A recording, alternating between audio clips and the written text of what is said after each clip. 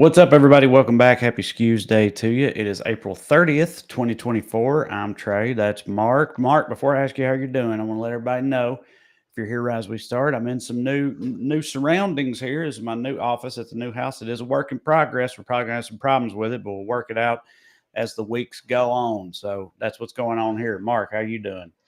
Doing good, bud. Today we're going to talk about the war on the poor and how Supreme Court's about to officially make it illegal to be poor. It's kind of sort of been the default in America to be illegal to Right, be poor for all of it, but right. to make it explicit, it's a little. We're just going to, since Yeah. considering all our ancestors came here because they were forced to as debtors and thrown in debtors prisons and shit. So Yeah, it will we're be just nice to get it codified. You know what I yeah, mean? Make it yeah, official.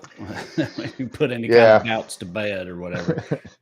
Before we get to the show, a couple things, stories on following. Trump fell asleep in court again, Mhm. which is now the default. I can't, like I said, I can't blame him. Court's boring. Yeah. So today, a bunch of MAGA luminaries showed up to show support, including Ken Paxton, the Attorney General of Texas, and Melania Sturgeon showed up. So Ken showing up was funny to me because he was also impeached for crimes relating to trying to pay his mistress.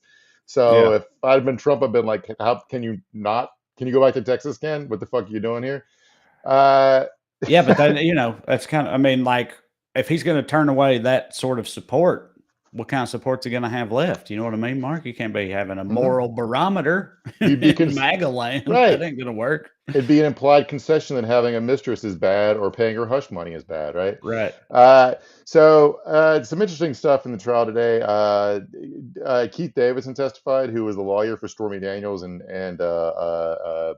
Karen McDougal, and basically said that he was conspiring with an editor at the National Enquirer named Dylan Howard to keep them quiet, and it was because of the lead up to the election. And they had text messages where he was basically joking that they owe him an ambassadorship to the Isle of Man and maybe Australia for doing this. So this Mhm. seems like, eh, yeah, it seems like a pretty open shut. Also in Trump world, he did an interview with Time Magazine that came out today, where they basically asked him if he was serious about all the shit the Project 2025 says they're going to do, and he was like, "Yep." And they were like, Yeah, right.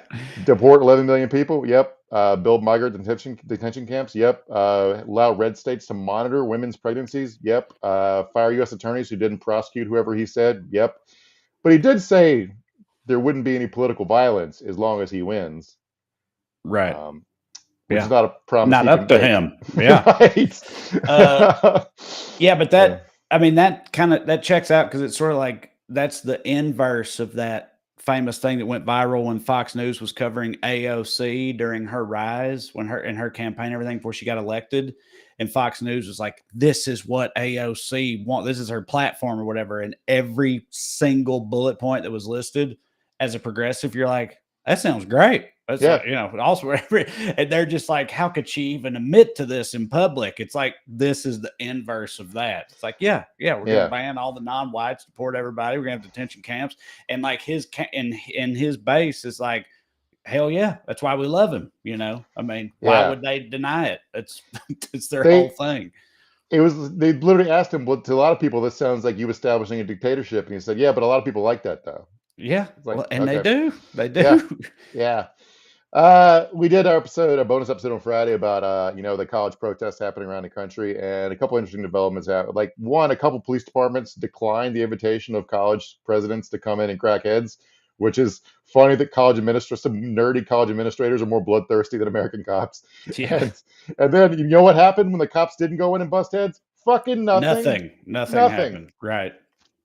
Uh, I this is maybe me being overly optimistic just generally, but I feel like that's indicative of cops being generally aware of the PR situation that they're currently facing right mhm, now, which is like that's better than in the past. The fact mhm. that they have any kind of trepidation about doing stuff like that because it might look bad to them, like I think that's an upside personally, because before that would never even cross their minds. You know what I mean? So the fact that they're even thinking about it, I think means that it's been at least a little bit effective. Yep. Yeah, but the ones in other jurisdictions are still wilding out. I saw a video earlier of one from a school in California where they just threw a professor to the ground and broke his ribs and stomped on his chest. So not all of them are on the same page. But Yeah, leave the kids alone. That's generally my philosophy, like I said on Friday. So I wanted to title this segment before we get to the show, How Late Can Late Stage Capitalism Get? Here's a few updates for you.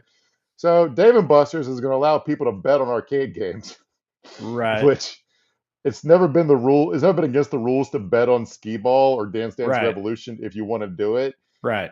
You just have to take some cash or Venmo each other. Right. But what Dave and Buster's wants to do is bet you to let them hold your money in their app.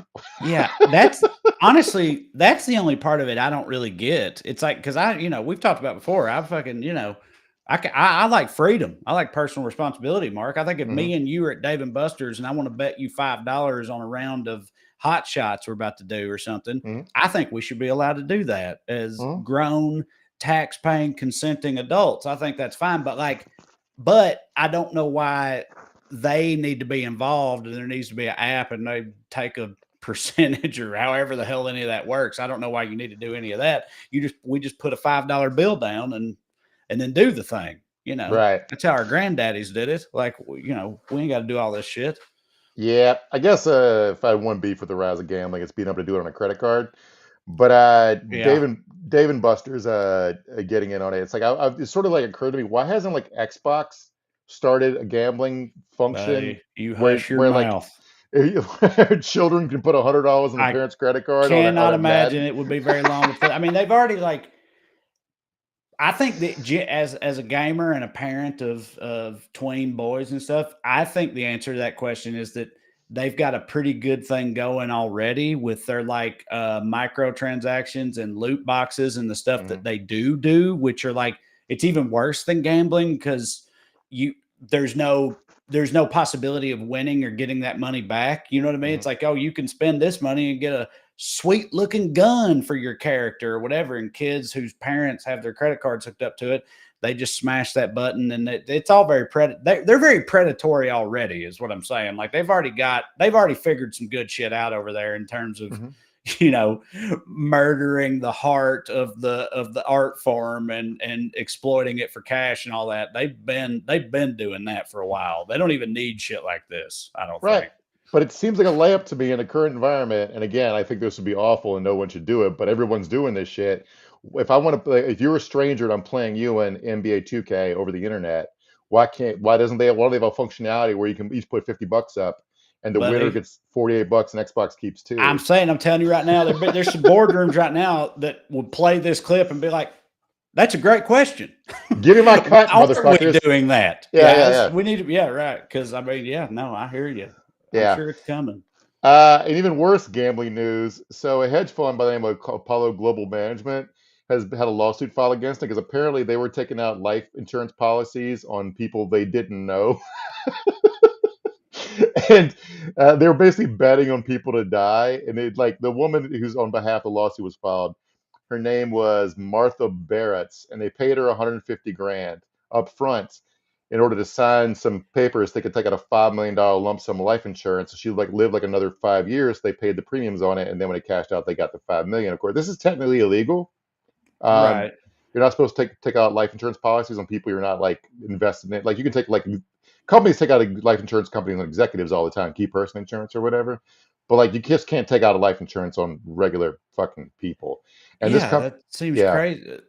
That's insane. But the part about this that I don't understand is I don't get how the insurance companies are like, I don't get the upside for them for engaging in this. Do you know what I mean? It's like they're both betting on insurance is always betting on whether or not bad shit's going to happen and hoping that it doesn't. But like, if you're real old and in bad health, like, i.e., a good dice roll to these people, that Hmm. makes you a bad client or whatever the word is for an insurance company, right? So, like, you know what I mean? Like, is it that the insurance is more expensive and they'll pay it, but they're still going to? I don't know. I just don't really understand the math of Well, doing this.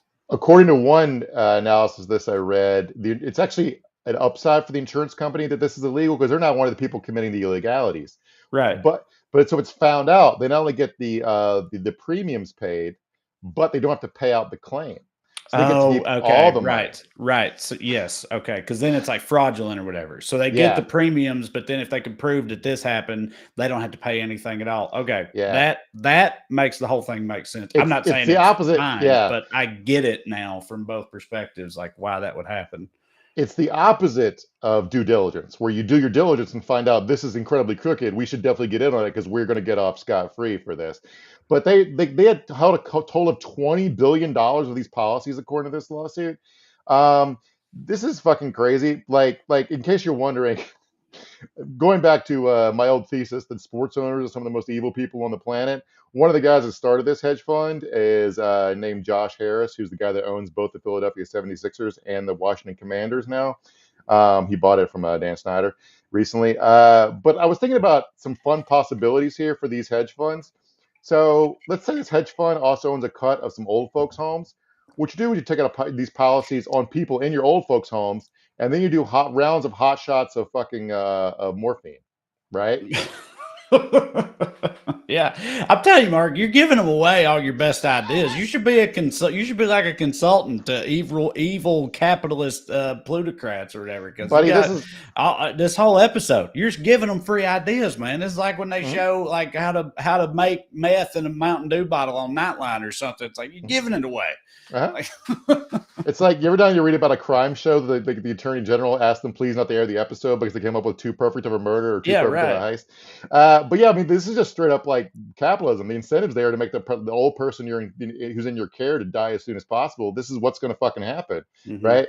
Another fun possibility, and this is the upside for the American worker. All right, we all know it's going to have a hard time retiring, right? So instead of just getting that $150,000 payout up front to let this company take out a life insurance policy on you, you're over 65. You need more than 150,000. All right. Let's say you're 150,000 up against some other old person's 150,000. You two fight to the death. All right. The company gets their 5 million for whoever dies, and you get the other person's 150,000. Yeah. It's a good bet. You got to size each other up. You know what I mean? If you got like a Vietnam bet, right. You know, feel pretty good about your chances there.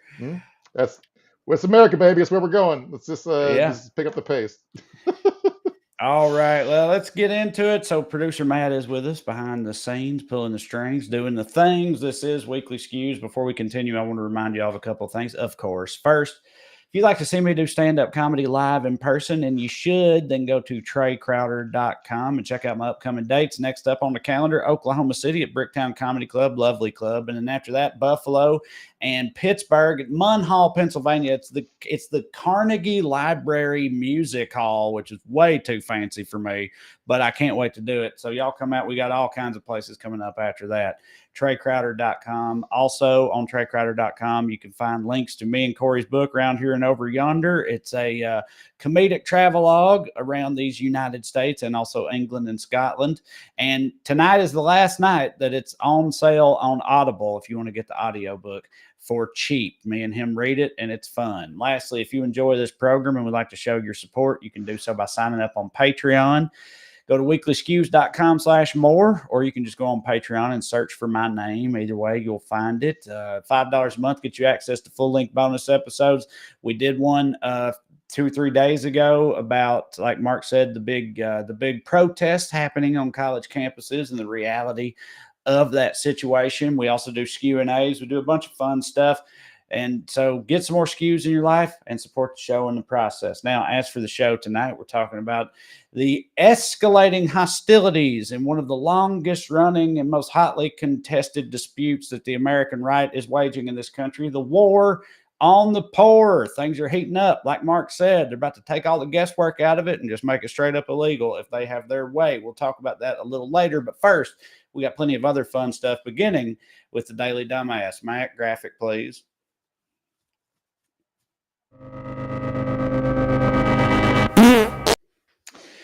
Tonight's DD, people who think all dogs go to heaven but won't do them the favor of murdering them so they can get straight there. This is, well, you'll see.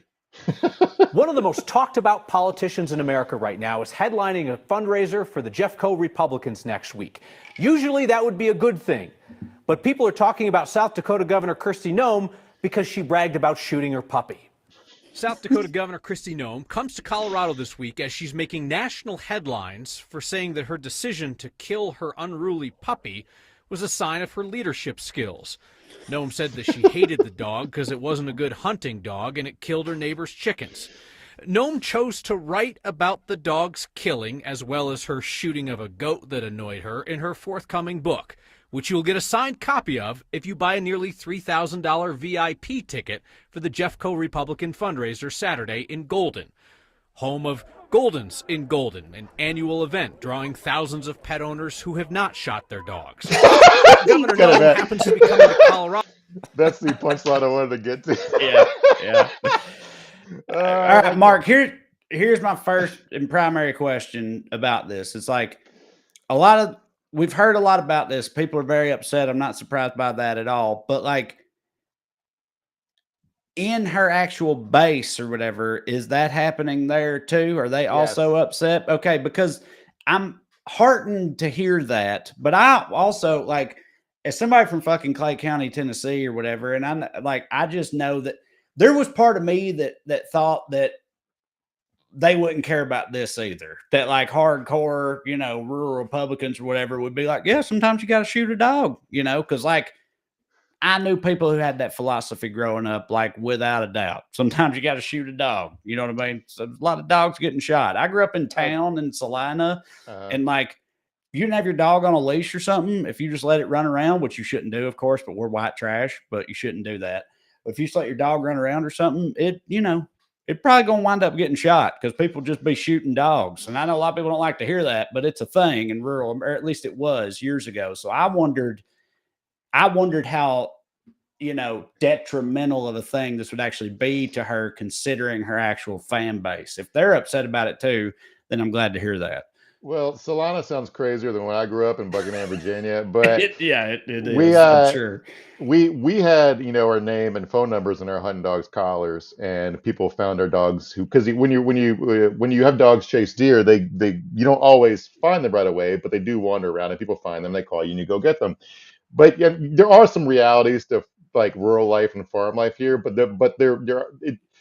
she's trying to skate through a herd of bullshit as far as how she approached this, how she fucking killed the dog, and how she's talking about it. That's one reason I wanted to talk about this. All right. But don't you think the whole reason she even included this and like seems to be bragging about it and stuff is because her expectation was what I was just saying? You know what I mean? Like she thought it would hit for people, right? She thought that her people would hear it and be like, yeah, got to step up, got to shoot that dog sometimes. What are you going to do? Like, that's what she thought the reaction would be, or else why would she even put it in there? I think she had an audience of one, and that one was Donald Trump, but we'll get to that in a second because I wanted to if people haven't caught about the story, I want to talk about what happened once. So Christi Noem's coming out with a book. All right. And in that book, one of the many farm life anecdotes she shares is having a dog by the name of Cricket, who was a 14-month-old wire hair, pointer. And if you want to see what a wire hair pointer looks like that she shot, is what it looks like. If you got this picture, Matt, this adorable little dog. It's like comically cute. You know what I mean? It's like It's almost like it's part of a bit or something. Like it couldn't be cuter. Now, of all the reasons, it's like most people live in cities and stuff. So, like, of all the reasons you think of that a dog would need to be put down, it being too aggressive, it being sick, yada yada yada. Cricket was none of those things. Cricket was rambunctious and hard to train, even though it doesn't sound like she actually tried to train it. Wouldn't really hunt that well, and then also got loose and killed a couple of her neighbor's chickens.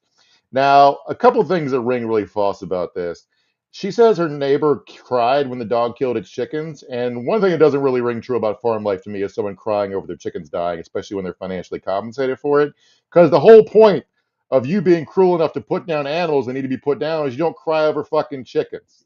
Right? Yeah, I definitely agree with that. I mean, especially the financial compensation part. It's like, as long, like our livelihood was those chickens, but like if there's financial compensation, yeah, I can't imagine.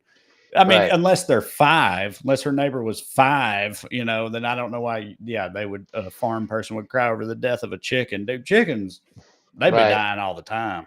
If my dad yelled at me over a chicken dying on their farm, he'd be mad at me, not the dog that killed our chicken. And Right. yes, we had our hunting dogs kill animals on the farm before, and we did not kill the dogs for it because what dogs do, especially hunting dogs, this is a dog was trained to hunt pheasants. She turned it loose around which are chickens. birds, right? So Right. yeah.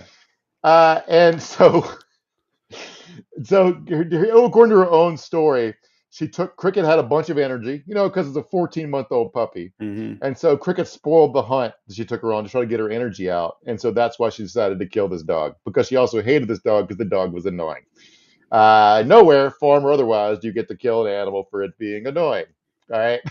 That's not a thing that happens. Right. I mean, yeah, everything I just said aside, which is all true, it's also true that like the first time a lot of 9-year-old farm boys cry is when they read Old Yeller and the boys she's gotta shoot the dog because in that case it's like what else you gotta do? And it's like it's the first time you cry that and where the red fern grows and stuff. So it's yeah, this is a little out of pocket to say the least. It's like I don't mean to make it seem like farm people just be shooting dogs wantonly or whatever. But when I think of like MAGA lunatics hearing this story, I can just see them being like, well, what are you going to do? If you want to be charitable to her audience for it was people that imagine themselves as rugged country people who aren't actually. That's what we talked about when we had the White Roll Rage guys on talking about truck commercials and stuff, who the audience for that shit is. All right. So, but like, look, my dad had to put some dogs down for various reasons. They broke a leg hunting, whatever. He didn't brag about it. It wasn't like he shot the dog and then was like, go get your mama, I'm horny. This isn't fucking, it's not one of those situations. Right. How she talks about this is utterly bizarre. Yes, that's true. She tried to talk about that example of how tough she is and the kind of toughness you need in politics, which like, this isn't, in politics you deal with people. So who are the people you need to put down is really my question here. There you go. Yeah. She also bragged about the same day. I guess she was like, well, I guess I've already started killing. I might as well kill this goat I also don't like. Right. She was just out there with a gun and had started murdering. And then she saw a goat that stank and that she didn't like. And she was like, well, might as well, since I'm here murdering anyway, might as well kill this goat too. So she then shot the goat. Mm-hmm. Right. And the goat, she said, she dragged this gravel pit, I guess she has, where she does all her animal killing. Yeah, her animal execution gravel pit. Yeah. She drags the goat over there and kills it, but she doesn't kill it. She misses. I guess she had. So she had to go back. What? Like, right. It's right in front of you. How do you possibly miss your own goat on your property that you've drug over to your execution spot? Like, that's not the worst part, Trey. The way she describes it, she has to go back to her truck for another shell. And I'm like, use a shotgun. Yeah, right. Use a shotgun to fucking put a goat down, and you missed. That's crazy. If you guys are gun dumb, the reason you use a shotgun is because it's called a shot because it spreads. Spread, yeah.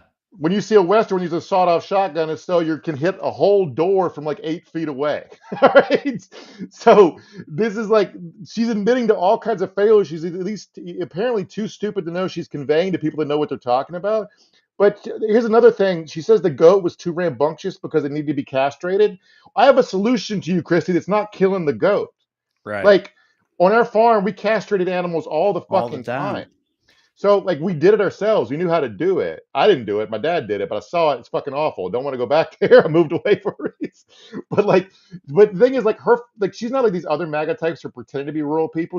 Her country bona fides are legit. She did grow up on a farm. Her dad died, like, he got smothered in a grain bin when she was like a kid or whatever. Like, she's not a studio gangster when it comes to country shit. So she's like, so I can't even figure out what the fuck she's even talking about. She also says the construction crew saw her killing both the dog and the goat. I'm like, you did this in front of strangers? And then when her daughter got home, she asked, where's Cricket? Because Cricket wasn't a hunting dog. He was a fucking pet. Well, that's the other thing too, is like, I mean, I'm sure in the book, if you're reading it, this is already very clear up until this point. But if you just hear this story, I feel like the inclusion of her daughter saying it is wild because you picture I picture like a young person, a young farm person's just out there like, oh, sometimes you got to do it, whatever. And it's like, then my teenage daughter walked up and was like, Mom, where's Cricket? And it just makes it even more egregious to me. The fact that she's like a fully grown woman with children who should be nurturing in some capacity, that she did all that in that context makes it even more, everything about it makes it laughably more egregious, Think, like it's think about all wild. the reasons you get a pet to teach with your kids, to teach them how to care for something, right? Yeah, How to not give up on something because it's 14 months old and not trained. How to deal with death. right.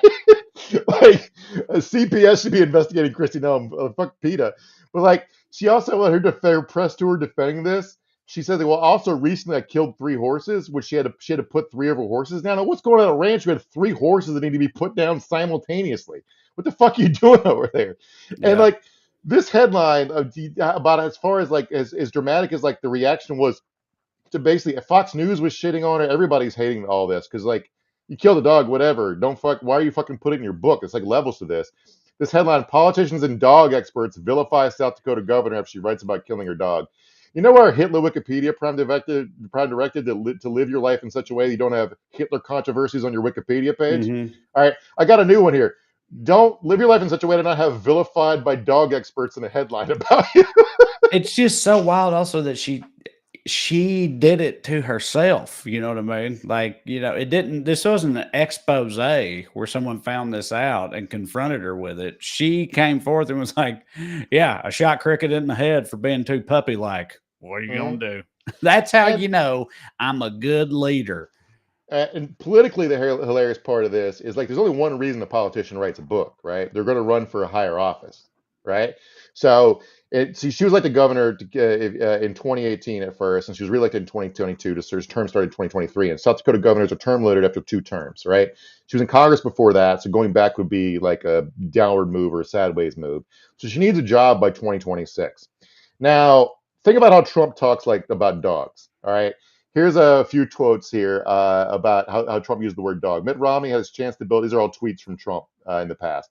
Mitt Romney had a chance to beat a failed president, but choked like a dog. I hear Eric Erickson of Red State was fired like a dog. Robert Pattinson should not take back Kristen Stewart. She cheated on him like a dog and will do it again. Brent Bozell of the National Review came to my office begging for money like a dog. All right. Christi I feel Noem, like those are not things that dogs do. Any of they those are. things. I guess, No. right. Like fired like a dog. When are dogs getting laid off? You know what I mean? Cheated on him like a dog. It's like dogs just be humping when they're in heat. I don't think dogs are known for their monogamous relationships. Like these are odd metaphors he's using No. here, or similes rather. Dog are not loyal to sexual partners, but they're very loyal to humans. So Christi Noem, we talked about on the show before, is very highly rumored, but from credible people, to have had a long-standing affair with Corey Lewandowski, who is a longtime Trump's aide who once got fired by Trump for beating a woman at a campaign rally. Mm-hmm. All right, so these are all fucking sick people. Anyway, so my contention here is this book was an audition to be Trump's vice presidential pick, and it did not work. According to the New York Post, Christi Noem has no shot as Trump's VP pick after puppet killing controversy, according to sources. There's a quote from someone close to Trump, there that said she was already unlikely to be picked as VP, but had a shot. After this, it's just impossible. Trump isn't a dog person necessarily, but I think he understands that you can't choose a puppy killer as your pick for blatantly obvious reasons. Right. But I feel like it, says a lot about Trump and their whole thing that she clearly thought that this was like a good play. You know what I mean? Like she thought this would hit for them and is surprised that it didn't. And it definitely says a lot about her, but I think it says something about them too, generally, like about their whole deal. I mean, she's got to be thinking this is just pure sexism because remember, Mike Huckabee's son murdered her dog. Mike Huckabee still got to run for president. Mitt Romney famously strapped the dog to the roof of his car. It was in a car carrier, but they made the dog take a 12-hour trip on the carrier on the roof of his car. Yeah. And then they only went to check on it when his son saw diarrhea running down the car windows. It's so awful, dude. My God. So Mitt was asked about this, the parallels, and he said the dog's name was Seamus, and he said, "Well, I didn't eat my dog, I didn't shoot my dog, I love my dog, and my dog loved me." It's worth noting there that two of Romney's sons, Mitt Romney's sons, went on the record against him, and when the story happened, said as soon as they parked the car, the dog ran off, and they never saw him again. Dude, my God, that is something else right there. Yeah, a whole party of dog killers and dog At least with murderers that one, there's a spin you could put on it that makes you just sound like ignorance or whatever, where it's like, you've seen dogs on road trips. They hang their head out the window. They love it. They love the wind in their hair, wind in their face, their tongues hanging out. They love it. I just thought if I exposed it directly to that for 12 straight hours with, with no other options, that it'd just be 12 hours of fun time for the dog. That's what I thought. My wife has a seatbelt in the back seat and a dog bed that rides in the car, and she's not allowed in the front seat because if we got an fender bender, the airbag would hurt her. And I'm just trying to put my mind in the headspace of these people, and the rich are just different than us, which brings us to our main topic. Yes, let's talk about the war on the poor. Heating All up. right. So this is about a Supreme Court case they heard last week. That's basically built in a laboratory to drive me fucking insane because they're definitely going to sad on the rights of like cops to just arrest people for existing as homeless. But first, I want to talk about this story, which we talked about privately in the Daily Mail. About I know if you already talked about it, putting on airs, I'll keep this quick. But so there's a millionaire who made himself homeless on purpose to basically for YouTube content because his thesis was he can make $1 million back in a year. Right. And I want to talk about this because these people really do think it's a choice to be poor. Yes, right. And that's the whole thing with this, like the implied thesis of this, even though I don't think the guy ever like said it out loud or explicitly, but the implied thesis of this is like anyone who does not have $1 million is just a lazy piece of shit who doesn't want to do it. Like, let alone just being homeless or whatever. It's like, even if you are homeless, you can be a millionaire in less than a year if you just actually work and do things. Like, that's what he's trying to prove with this. And the way he couches it is like, I'm trying to prove that, no matter what, through hard work and all this stuff, that we can all success. Like he puts a PR spin on it, but that's really what he's saying. And, how did that then turn out? He quit after a few months because he found out that being homeless was bad for his health. And did not really learn any lessons from that. Pikachu face, right? Yeah. He thinks it's a coincidence that he got sick after like a month, 10 months of being homeless. All right. And like his name's Mike Black, and he did start over from nothing, and he was trying to make $1 million in 12 months, like I said. He'd been an entrepreneur his whole life. But then he walked away from it. Like he said he walked away from all his stuff. I think he literally walked away from it, but it's like still there. That's what I assumed too. Yes. I definitely assumed that he took all the money he had and just put it in a bank account and was like, okay, the rules are I can't touch that during my experiment. Yeah, so he worked for 10 months, and so he did manage to make $64,000 over the 10 months, which I found pretty impressive. But the way he did it, one, he started off a baseline of being healthy, which a lot of like homeless people don't necessarily have. He started off being educated, which a lot of homeless people don't necessarily have. Right. Yep. And he also, didn't probably knew how to present himself as not a homeless person, which is like, a big leg up in like whatever you're trying to do. But the way he made the money is like he cheated because one, his first scam was he got furniture for free off Craigslist and sold it on Facebook Marketplace, which means he had a smart device and internet access. All right. Right. Yeah.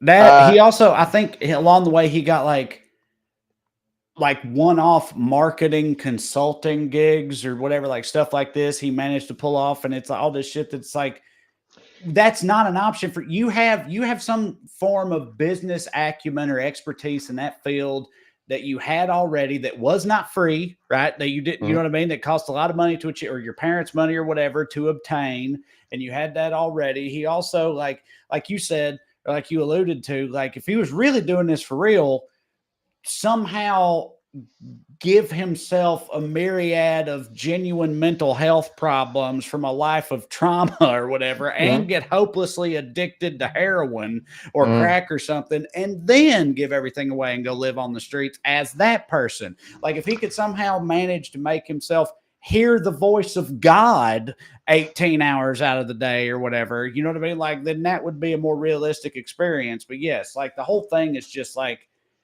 disingenuous from the get-go. It's like, this is not the situation that most actual homeless people are in. And even with all these legs up that you had, you still didn't pull it off the way you thought you would, right? Right. So imagine if you had all those actual, obstacles that real homeless people face. Imagine how it might have turned out elsewise, but I know more that, like, detailed than so that. I do want to draw a distinction here because, like the mental health stuff, and yes, we live in Los Angeles. We see these people, also people with the dope leans, the addicts, or whatever. But there are a lot of homeless people you don't necessarily see very much who are just broke. All right, those people do exist, and literally just giving them a month's rent, they would be this guy. All right. Right. So I just wanted to flag that for a second. But like, so even his story is based upon people helping him. Like, Yep. his first, Right. like, a guy let him sleep in his RV. Yeah. I don't point out that he's not a woman, and a woman could not accept that invitation. But anyway, that's another thing. Anyway, so after a few months doing this, his realization was that he had a hard time finding a place to sleep, which is going to be important to the rest of this segment, and no one would give him water. And he was Right. surprised by that. Except 10 months ago, you were a guy who wouldn't give people fucking water. I just Right. want to Because they raise were that just for the lazy or whatever. Right. right. Yeah. So much of it is predicated on people helping him. Like, Mhm. without people helping him, he wouldn't have even had the marginal success he did have. Right. So it's like, it's evident that, like, people need help and need to get it from somewhere. And then yet a lot of people that are like, would point to this and be like, look, it's inspiring. You work hard, you do whatever, are the same people who would, shoot down any notion of actually helping out real homeless people and that type of thing, because they still think they're all lazy or whatever it is. Oh, I forgot to. So a lot of the 64,000 he made after, like, you talked about him being a social media marketing manager.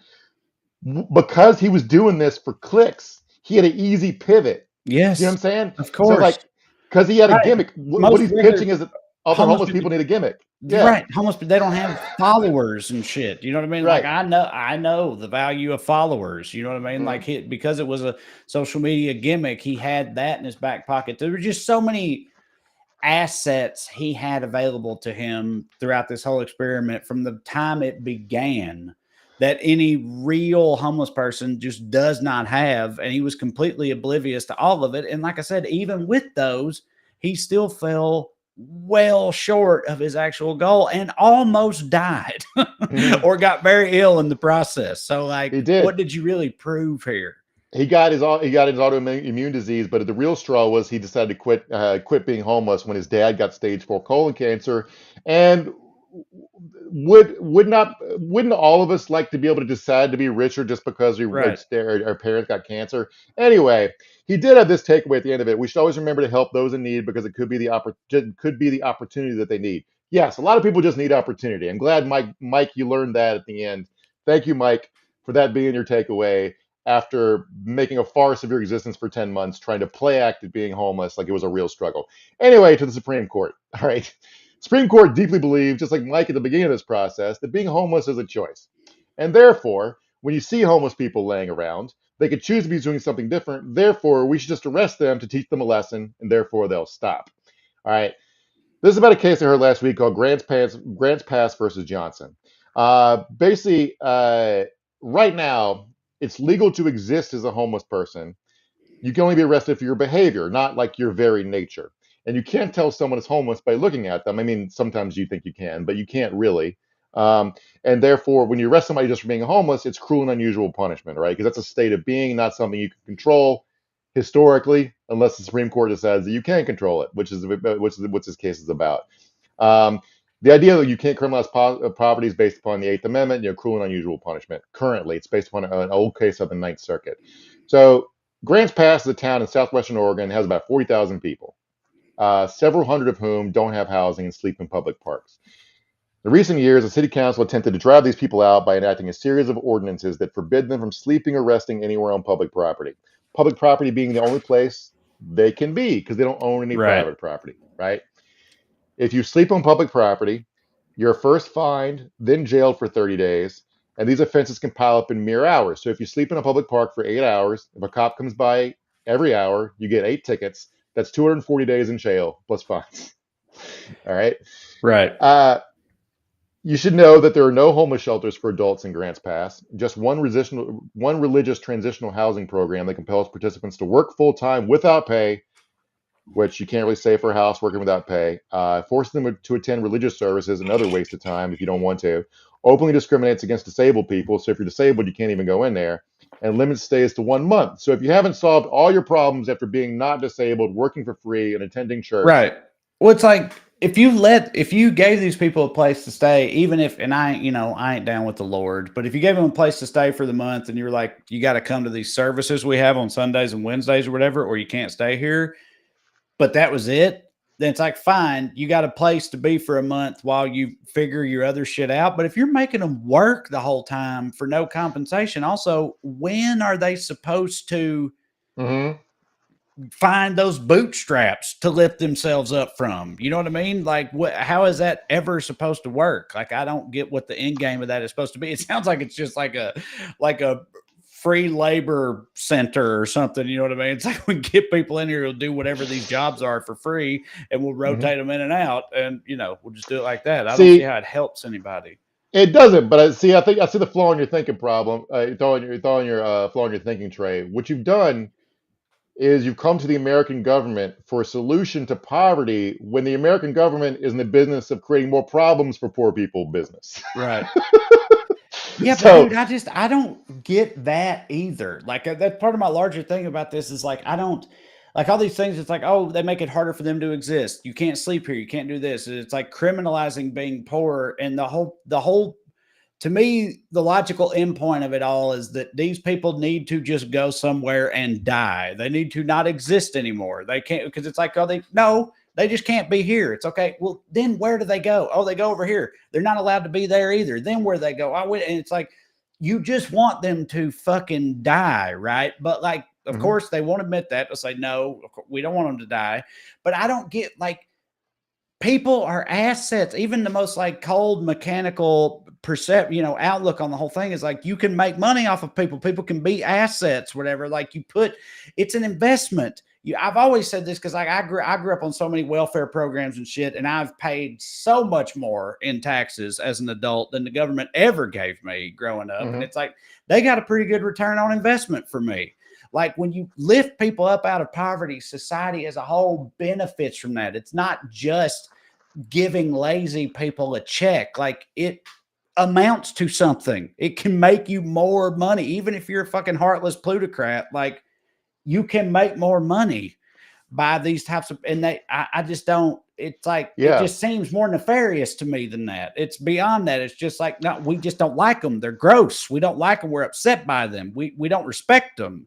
Like, I don't know. The whole thing. It does. I know what you're saying. Like, there is a tremendously effective economic argument for what it does to elevate people out of poverty. Even if like, forget the tax base saying, if you give like a poor school a bunch of musical instruments, and someone grows up to be Lady Gaga, and they just write a song that makes you happy in your car, was the 10 cents in taxes you contributed to that saxophone or piano or keyboard or whatever, is that, but you paid 99 cents for the fucking song. What are we talking about here? Dude, think about the number of like prodigy geniuses that have existed around the world that died in the mud and poverty because they were born in those circumstances, never had any chance to figure out what they were brilliant at. Like, if that had not been the case, if they'd been given that opportunity, imagine how much better all of human existence might be right now if that had happened, but we just don't buy into that. But going back to your question about what are they supposed to do, kill themselves? Let me quote Justice Sotomayor asking the attorney for Grants Pass, how are they supposed to survive? Or are they just supposed to kill themselves? That was the Supreme Court justice had the exact same fucking thought. So the Supreme Court hates the Eighth Amendment. They supposedly love the Constitution, right? But they hate cruel and unusual any rule barring cruel and unusual punishments because they think it's based upon evolving standards of decency as society changes. But this is upside down to me because people used to all sleep outside, right? And the founding fathers slept out if they were taking a fucking care like a horse from Philadelphia to back home, where do you think they if there wasn't an inn around, what do you think they fucking did? They slept outside, which is be illegal under this law. And this is about Also, like, sleep. dude, you can sleep. Me or you, we can sleep outside if we want to. Like, if you were to go camping or go to some park or something like that with a fucking book and just lay down and go to or the beach. You know what I mean? Like, how many? I mean, white women be sleeping on the beaches all the time. You know what I mean? While suntanning or whatever. Like, it's not illegal to just sleep outside. It's only illegal to sleep outside if you're fucking poor and gross and homeless and shit while you're doing it. That's when it's a problem. Trey, I just wanted you're skipping ahead, but in a really hidden way because you're quoting Justice Sotomayor again. So Sotomayor rules, by the way, we're in the middle of a long, stupid debate about whether she should retire while Joe Biden is president. We have a Democratic Senate. She absolutely should, not because of anything about her, except for the fact she's 70 and has a history of diabetes and smoked for a big portion of her life. And we know we can all read actuarial tables, and it might be 15 years before Democrats retake the Senate again. But I just want to point out that, like, you can be a Supreme Court justice because you have the perspective of a poor person, right? And anyone could. But she made the point. It's like if I go out and stargaze and I fall asleep, I don't get arrested. Right. Like everyone here is falling asleep on the beach. We don't get arrested, but a homeless person would get arrested for sleeping on the beach. So really, what you're saying is, as long as you own property, it's sort of like a poll tax for sleep. Right. Where if you own property or have it leased in an apartment, you can sleep outdoors all you want. I used to take naps in the park all the time. I'd go eat lunch in the park and they would nap on a blanket. It fucking ruled. All right. Yeah. I never got hassled. Probably should have. I'm a dirtbag, but think about this. Like, this is not just like Sotomayor's are pointing about Democrats. I think I forget if Obama or Clinton pointed her, but the comparison, they're trying to compare it to drugs because the Ninth Circuit case that like outlawed this kind of treatment was about drugs because it was some town, I think it was in California, tried to make it illegal to be an addict, not to use drugs or possess drugs or be high on drugs, but just to be an addict. And they're like, well, that's a medical situation. Like, there are recovering addicts who've been sober for 10 years. And you're saying you can arrest them? It's like, it is. So, like, it's about existing as a person. And just to remind everybody, if this hasn't occurred, if you're not thinking about it this way, in a legalistic way, sleep is something you need to stay alive. It's not a choice you make. All right. Right. And also, for the record, I don't know how this is going to sound, but I genuinely think if our like prison system or criminal justice system was such that it was actually rehabilitative legitimately, which of course it's the furthest thing from that. If it was that though, I don't think I'd have a problem with people being arrested for being addicts or whatever, if our focus was on actually rehabilitating people, but it's not, and we just treat addicts like criminals, and criminals are thrown out with the trash and given no chance to rejoin society. And in fact, giving every incentive to go further and further away from civilized society or whatever. And that's, it's all part of the same bullshit cycle that they're running that it feels so obvious to me that it's so clearly detrimental to everything about this country. And they think that this is the only way to keep it from the gates of hell by doing all this. And I just don't get it. It's also, jail's hella expensive. Like, you could put every homeless person in town up at the Four Seasons for cheaper than you could put them in jail. Right. It's like that's how fucking stupid this all is. But so anyway, Sotomayor was compared sleep to breathing, because like you can, like, breathing is an act. You could outlaw breathing if you want, but we'd all die. Right. So you can't when you outlaw sleep, just sleeping is an action someone's taking, but you can only resist it for so long. Personally, I can go like maybe 6-8 hours. Yeah. So I'm just kidding, but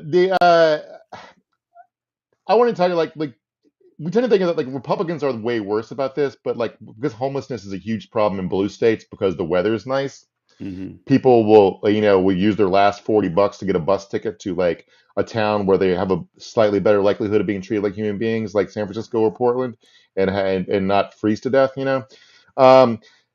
So we have a huge reactionary problem out here, and it's not totally bipartisan, but it's sort of bipartisan. For example, the woman, I'm trying to find her name, Theanne Evangeliste, was the lawyer for the law firm representing Grants Pass, trying to throw people in prison for being homeless. And she was just appointed to the Los Angeles County Board of Supervisors, Blue Ribbon Commission on Homelessness. She's technically a Republican, I think, but this is like how the LA County thinks about the homeless problem. And a bunch of people put out statements where they stood on this, and there were a lot of civil rights organizations, in California who are opposed to it, mental health organizations, and then of course you got your usual players who are for it, like the chambers of commerce and the sheriff's departments, so on and so on, prosecutors' offices. Gavin Newsom, Joe Biden, LA, the city of Los Angeles, and the mayor of San Francisco all put out statements saying they were ambivalent down the middle on this, where they see both sides. All right. And this is but going back to Republicans for a second, they really do want to outlaw all aspects of being poor. Republicans in Congress put out their preferred budget for next year, and part of it would ban free lunches in schools. I just don't understand how you stand up in a Congress chamber or courtroom or any of that and openly espouse that we need to outlaw or ban free lunches for children and not realize that you're being a dick when you do that. Like, I can't imagine openly advocating for literally starving children and treating it like some kind of bootstrapping Reaganite philosophy bullshit that they do. Like, it just blows my mind, man. Like, yeah, they're kids.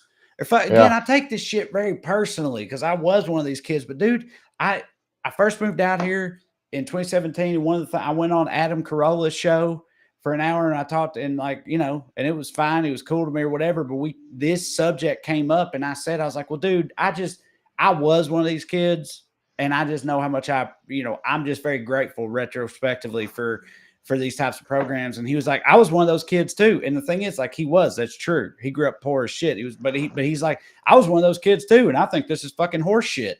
And it's just like JD Vance. It's the same type of thing. Like, I don't get how people had the same experience as me, but then come out. I guess it's just, I can't stand ladder pullers, dog. There's just ladder pullers out there, but I get, they get to it. And it's like, well, I was fine. It made me better because I had, and anybody that can't overcome that and become a better person through that doesn't deserve, again, to be alive, like I just don't get that perspective, but it's a real thing. And think about first of all, there's the administrative costs of it'd basically be cheaper if everyone got lunch for free at schools because the administrative costs of running it they're not actually paying for lunch by charging a kid $1.75 or whatever fucking is for their pizza. It's just means you're paying a cashier and making the line longer and shit like that. There's also like the stigma aspect of what it does to a kid's like dignity and self-esteem when everybody else gets lunch and he doesn't, or he gets like the bologna sandwich to give kids that can't pay for it, or if the cashier has to call you out for having like a negative balance in your account or whatever. And this is like, even if you want to say that it's the parents' fault, which parents struggle too, like the kid didn't do fucking shit. And this is the background for this is like 8 states have started offering all students, regardless of household income, free school meals. And these are like obviously blue states. And these aren't Republicans standing up for their own constituents in any way, shape, or form. This is them trying to fuck with kids in states they don't even live in. Oklahoma has recently declined to accept free money to establish their own summer school program for children. Oklahoma's a poor ass fucking state, man. These hungry kids could use some meals at school from schools during the summer. They say it's because the Biden administration is pushing a social agenda by giving it's always kids socialism. sandwiches. It's the same thing. It's like, Tennessee turned down all the Obamacare money and all that type of shit. And now, however many years later, the hospital in my hometown is closed, and so many hometowns like mine. And yet people there will still line up to vote for Republicans or whatever. And it's like, the shit is getting worse actively because of them. And they just keep voting for this. Is the same type of things. Like, these people are literally taking food out of your children's mouths. And then when shit is fucked up, they then blame it on liberals, even in places like Salina, where it's like, what have liberals had to do with the politics of Salina for fucking ever now? You know what I mean? Like, Yeah. The amount of people I hear blame socialism every day, an economic system that we do not live under and never have. This is like, Oklahoma's one of 15 red states that have been refused to participate in this summer's federal free lunch program, fucking over their own kids. One of them in Mississippi, which, just as a reminder to everybody, let Brett Favre steal a bunch of money from their state welfare program to build a volleyball facility for his daughter to play at University of Southern Mississippi or whatever. But again, going back to just to be even-handed here, this is not totally a red state problem. Another fuck the poor world and poor thing happening is last month, San Francisco had a ballot initiative supported by rich tech bro dipshits and San Francisco's political elite that bolster police power to harass the homeless, and Proposition F required drug screening and treatment for people receiving county welfare benefits. Now, people have tried these. I understand why it sounds good in theory that you have to be clean and sober off drugs to get welfare benefits. It's like an incentive. But one, this is San Francisco, where all the rich people are on coke and ketamine. Elon Musk is their fucking mascot. Um, and otherwise, also to be reasonable, you got to make people less sad before they stop doing drugs. That's not really how drug use works. Even all that aside, I've always thought it just seems blatantly unconstitutional to me. I've never understood how it's not like because full disclosure, here's where this is coming from. I used to work for the federal government. We got randomly drug tested. And the whole time I was there, I was going to our union and HR and stuff, and like really not making myself look great by being the guy who was waving this flag or carrying this torch. But I was like, what the fuck? How? Like, if your boss comes to your house and says, hey, thanks for working here. If you just step outside with your family, we're going to go inside, go through all your drawers, go through your closets, look through all your personal belongings, everything, make sure you're not doing anything up, and then you can keep working later. You would tell them to go fuck themselves because that's insane. It's also protected by the Constitution, the Bill of Rights. Like, they can't do that without a warrant. I've never understood why that doesn't apply to the contents of your bloodstream, right? Like, I don't get why it isn't treated exactly the same. If you give somebody a legitimate probable cause or whatever to check your blood for drugs, fine. Get a warrant. Just like the warrant system is fine. It gets abused too, but whatever. It's the best we got.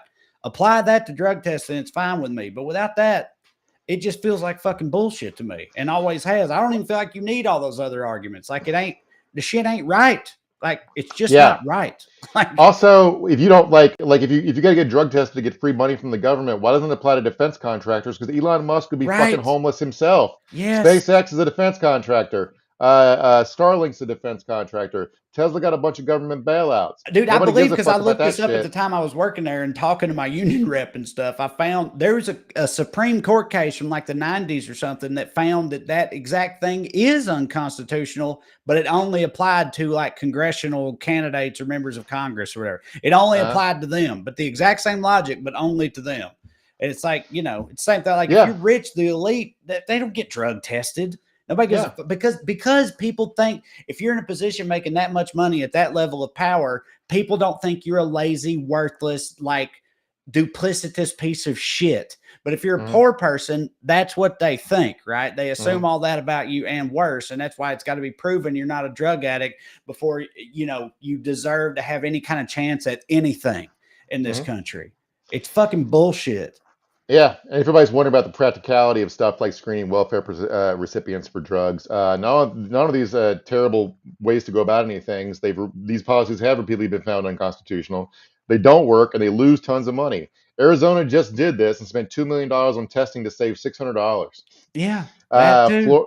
Florida also spent more money than providing the benefits would have cost. So they're wasting extra money just to fuck over poor people, which is what this is. Right. All these things do. Fucking Minneapolis just dumped a bunch of like old concrete rubble across 2 lots to keep homeless people from sleeping on the lots. This is the blue city. All right. So I don't understand why we're like, when I look at a homeless person, I see somebody who's there before the grace of God go by, like literally 2 paychecks or something away. Right. My wife finding a lump in her titty, me getting hit by a car. Do you know what I'm saying? Like, and everybody else sees like a person they could never be, but sees a policeman harassing them and says, well, I could be that guy. It's because, dude, it's because you understand how close you are to that type of reality, where a whole lot of people, that's not a possible reality for them and never has been. But they don't understand that it's because of just this privilege that they have, the circumstances they were born into. Do you know what I'm saying? Like, well, I also think it's an illusion. Like, it's like everyone thinks it can never happen to them, but so do a lot of people, man. Like, I've met like people who like you're an abused wife, and you think your husband's going to kill you or your kids, so you put the kids in the car and you go, and you got no other plan, and you're just homeless now, and you didn't do Yeah. anything wrong. Well, the actual answer is it's just that you have empathy or whatever, because we all know that a lot of times conservatives, they come around on these things when it actually impacts them personally, but it takes that to happen before they care. Their kid is gay or whatever. That's when they start to care. If we're lucky, that's when they start Right. to care. And but So but some people need that and some people don't. And it's a damn shame to me that so many people need that, because we'd all be better off if you didn't need to experience it personally to understand what it might be like or to imagine yourself in that position. But that's just not that's just not how people work. A lot of them. yeah, and I just wanted to say that's why I brought up our buddy Mike Black, the YouTuber who tried to make $1 million as a homeless person over the course of a year. Like, if any of these people, these ghouls who are pushing these policies, the Supreme Court or wherever else, think being poor or homeless is a fucking choice, I challenge them to be like Mike and put their money and their health on the line like he did. At least go try and learn a fucking lesson like the half of one he learned, that it's hard and they couldn't survive it. Yeah. So there. There you have it. All right. Thank you guys for watching. We appreciate it. As a reminder, real quick, go to TreyCrowder.com. Check out my upcoming tour dates. Come and see me in Oklahoma City, Buffalo, Pittsburgh, and beyond. And also check out me and Corey's book, Around Here and Over Yonder. And lastly, support this show and get some more of it in your life by going to weeklyskews.com/more and signing up on Patreon. 2 bonus episodes a month, $5 a month. And you support the show. We appreciate it. The main thing, keep watching every Skews, D, and we'll keep doing it.